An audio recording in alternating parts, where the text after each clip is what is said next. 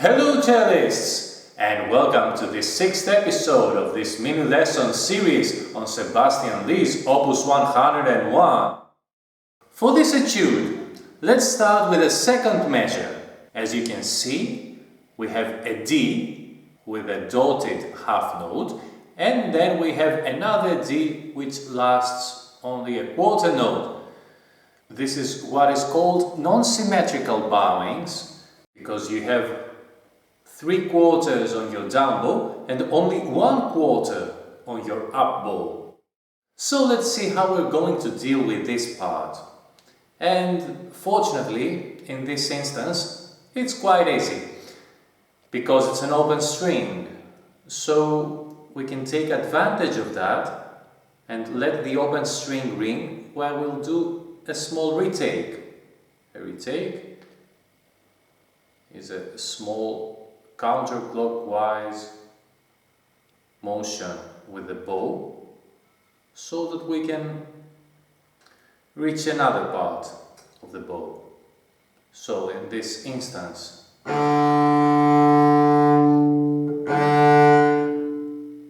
instead of,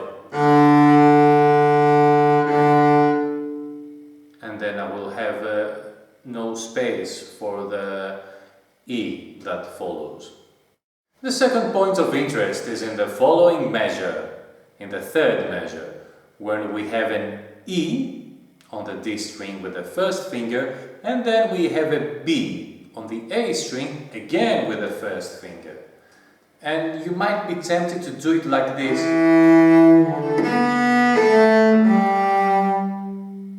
or like this.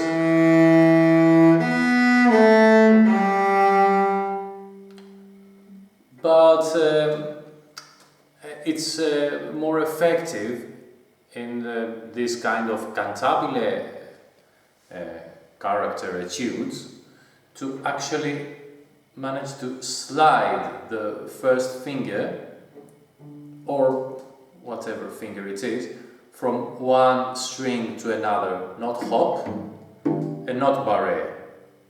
Sometimes we can use the barré, but not in this place, because it's a melodic etude, so we don't want to disrupt our vibrato.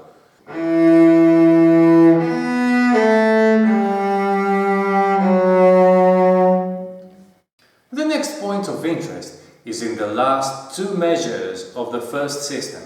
For starters, we have some syncopation in the last measure, because this open A string sounds through the third beat, which should be counted like Si, La, Sol. As far as the cello is concerned, in this part we have to adjust our bow speeds. So if we do it on one speed, it's going to be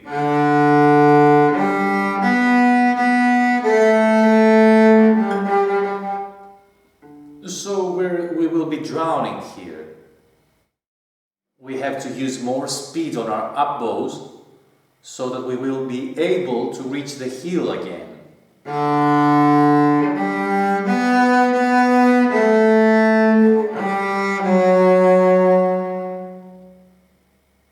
The next point of interest is in the second system, where we have this D with the fourth finger on the A string, following the open A. Now we have seen that before.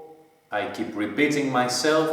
It's very important here, when you have a fourth finger following an open A string, to double check that you have a very steady compass in your left hand.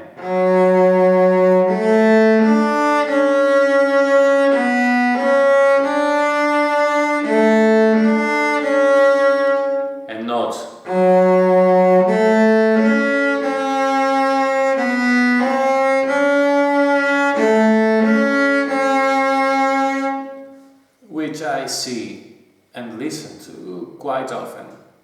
The last point of interest is in the last three measures in the third system.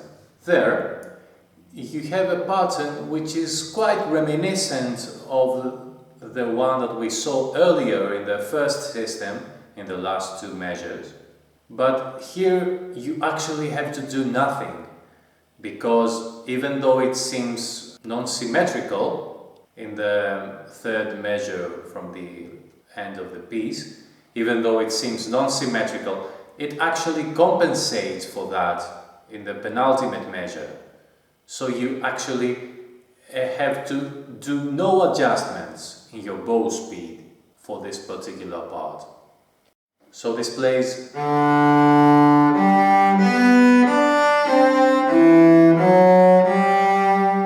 one speed. So let's see how this plays.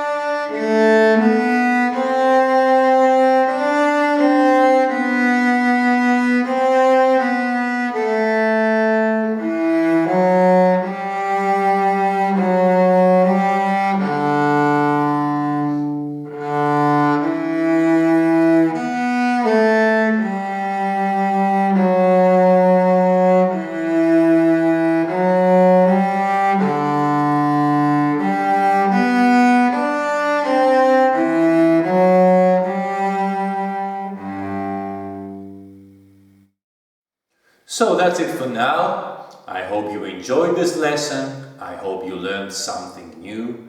And until next time, happy practicing!